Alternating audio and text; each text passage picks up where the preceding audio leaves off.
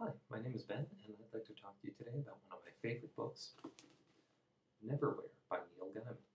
Now, if you're into graphic novels at all, the name's probably familiar. Neil Gaiman is the author of the Sandman series, and although this book isn't a sequel, it shares a lot of the same themes about magic and identity, so let's jump in. Neverwhere, again, is the story of Richard Mayhew.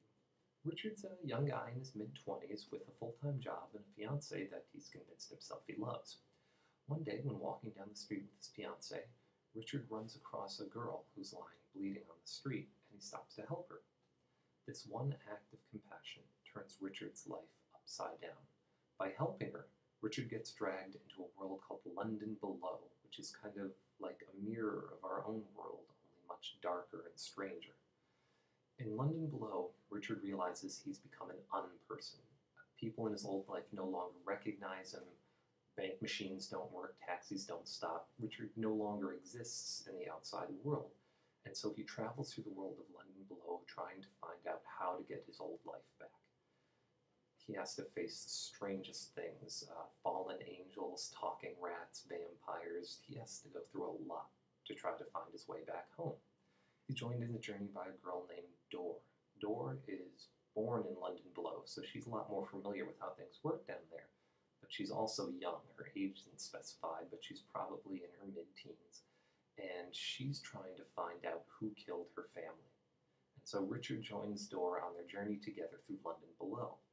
It's an excellent story. It's full of magic and a little romance, a little fantasy. It's got a little bit of everything. So to give you a taste, let's give a quick read. I need to talk to Jessica Bartram, said Richard. It's important. I have to speak with her. The receptionist ignored him, intent upon examining her nails. Richard walked down the corridor until he got to Jessica's office. He opened the door and went in. She was standing in front of 3 large posters, each advertising Angels Over England, a traveling exhibition, each with a different image of an angel on it. She turned as he came in, and she smiled warmly at him. Jessica, thank God, listen, I think I'm going mad or something. It started when I couldn't get a taxi this morning, and then the office and the tube, and he showed her his ragged sleeve. It's like I've become some kind of non-person. She smiled at him reassuringly. Look, said Richard, I'm sorry about the other night. Well, not about what I did, but about upsetting you. And look, I'm sorry, and it's all crazy, and I don't honestly know what to do. And Jessica nodded and continued to smile sympathetically. And then she said, You're going to think I'm an absolutely awful person, but I have a really dreadful memory for faces. Give me a second, and I know I'll get it.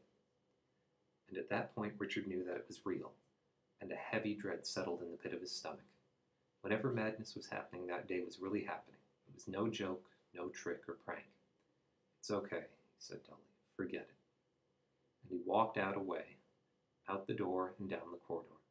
He was almost at the lift when she called his name. Richard! He turned. It had been a joke. Some kind of petty revenge. Something he could explain. Richard Mayberry? She seemed proud of herself for remembering that much.